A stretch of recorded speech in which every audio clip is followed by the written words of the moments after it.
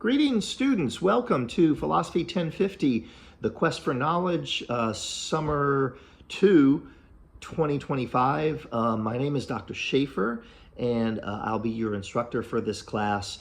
I've created this introduction video or this orientation video basically to welcome you to the class. And what I want to do in this video is three things. I want to introduce myself, give you a few details so that you know who I am. Secondly, I want to talk a little bit about how to navigate the course on Brightspace, since this is an asynchronous online course. And then thirdly, I want to talk about tips for success in this class. So let's start with introductions. Once again, I'm Dr. Schafer. I am really happy to teach this class. I actually enjoy teaching these summer semester courses. I've done it quite a bit over the last, 5 or 6 years or so. I think I just finished my 26th year at Xavier. I've been at Xavier for a while. I came here in the fall of '99. Basically, this was my first gig right out of graduate school. I moved down to New Orleans from Chicago. I had completed my PhD at DePaul University. And I fell in love with Xavier. I love the culture of Xavier. I love the students at Xavier. I love teaching at Xavier, and I really have found no reason to leave in all the years that I've been here. I am married. My wife and my 2 kids are not at home this evening, so I've got a little bit of peace and quiet to make this video. I actually met my wife at a Xavier basketball game. My first semester at Xavier, she came with a colleague of mine. She was a friend of my colleague, and we hit it off, and one thing led to another. We've got 9-year-old twins, so I am a little bit of an older parent, but I'm very blessed to have healthy twins. And there is another member of the family. She's usually laying down right here beneath my feet. I think she's in another room right now, and that is a 4-year-old German Shepherd. Her name is Luna. Usually when I'm working on the class, I'll be sitting right here. This is my home office, and usually Luna is right underneath my feet. I'm not sure where she is right now.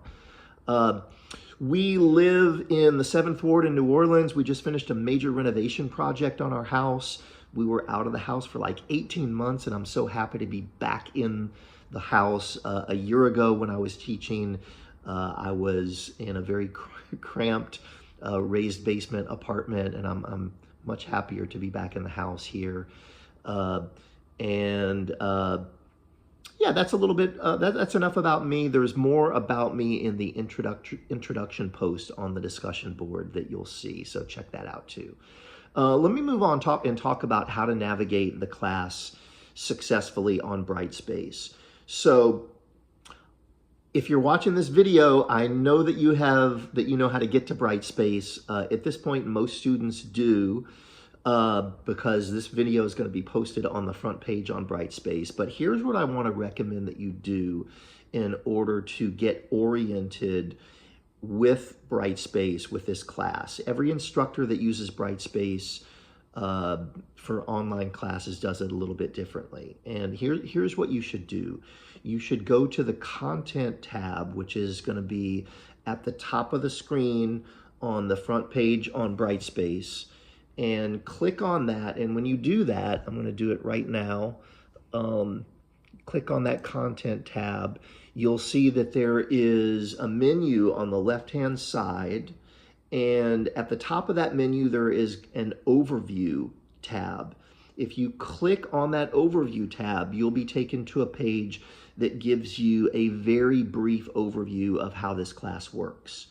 Once you do that, the next thing that you want to do, and you'll be led to do this from the Overview page, but I'm going to tell you anyway, go to the Start Here tab, which is also on that left-hand menu.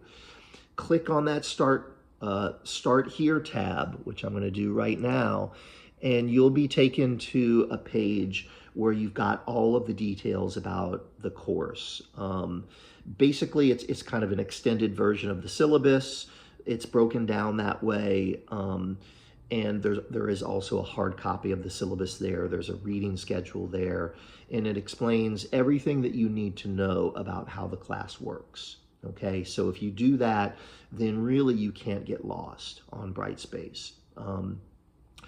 The other thing I want to say about how the course is organized on Brightspace is that I will organize the work for this course into weekly folders that are also on the content page on Brightspace, and you will also see those on that left-hand menu. You'll see a folder. When you go there now, you'll see a folder that says week 1, which is June 23rd to June 27th. You may not be able to see the other weeks because I may have those not visible, but as the course progresses, you'll get to see those.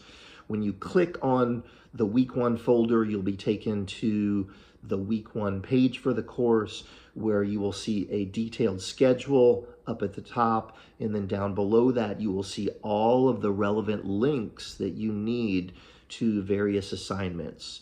So you'll see links to audio lectures, to quizzes, to short writing assignments, to instructional materials. Everything that you need will be linked in the weekly content folder. Okay, so you really can't be lost about that. If you have any questions, send me an email.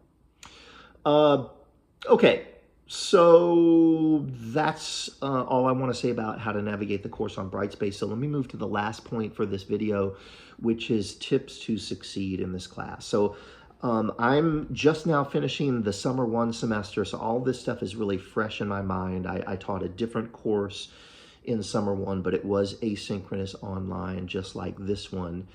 And, you know, one thing that is easy to forget is how intense a 5-week summer course is. You may think that because it's an online course, you know, you can do the work from home, which you can, and of course there's a kind of convenience factor there. But nonetheless, what we've got to do is to squeeze a full semester's amount of work, which is ordinarily 15 weeks during the fall or spring semester, into 5 weeks. So a 5-week summer course is pretty intense. And what that means is that you have got to keep up with the course. So the first point, the first tip that I want to give you is basically to make sure that you stay on top of all the deadlines. Okay, stay on top of the assignments, the deadlines, so that you don't miss anything. You don't want to get behind in a 5-week course, because when you get a little bit behind, it gets very hard to catch up. If you miss assignments, you take some zeros, and then it's hard to catch up in terms of the grade.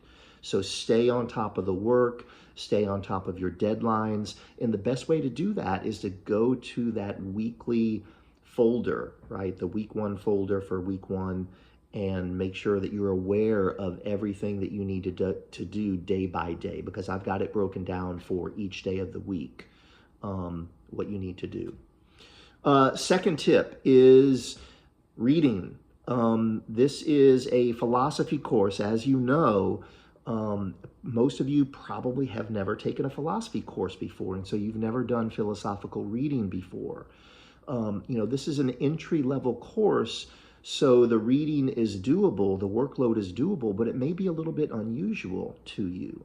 Philosophical reading is more abstract than a lot of things that you're going to read, for that reason, for some students, it's a little bit tougher, and it may require a little bit of an adjustment. But you do need to do the readings. You need to get the textbooks that are required for this class.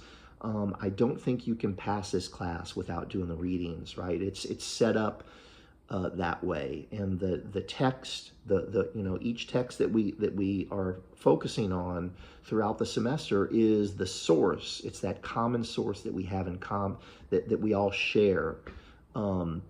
And so you're going to need to struggle through the readings, and some of the readings may be a little bit of a struggle, and some of them may be, pretty easy. But things will change, and if you don't like the first reading, you may like the second one, and so on. So you've got to do the reading for the course. Make sure that you stay on top of that. Thirdly, the third tip is the value of the discussion board. So um, 1/4 of your final grade for this class is going to come from discussion board points. And the discussion board posts that I'm going to ask you to make are not graded. So that means that if you do the posts and if you follow the rules and you meet the deadlines, then you will get full credit for everything that you post on the discussion board. Unfortunately, what I find is that students will sometimes fall behind. They will forget about deadlines, and they will miss some posts, and then you'll be missing out on free points. You don't want to miss out on any free points.